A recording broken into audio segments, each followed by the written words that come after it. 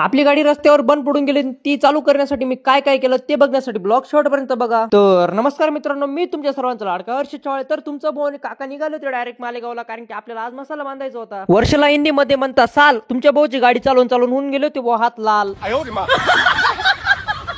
नवरदेव नवरीच्या भाऊला म्हणतो साला, आम्ही बांधायला आलो डायरेक्ट मसाला. मसाला वगैरे तर बांधला गेला. मग काय आपल्याला सटाण्याला जायचं होतं, थोडस काम होतं आपलं.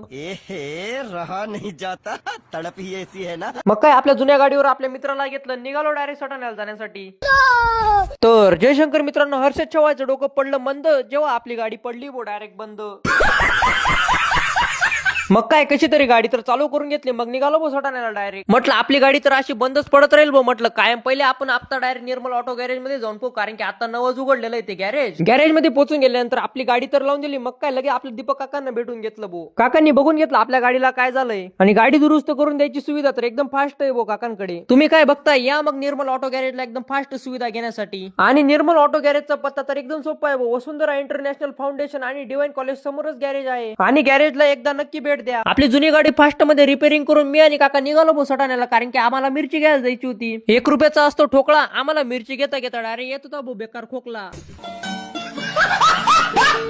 घरी आल्यावर बघितलं तर आपल्या कोंबड्यांची आसमान भांडण चालू होती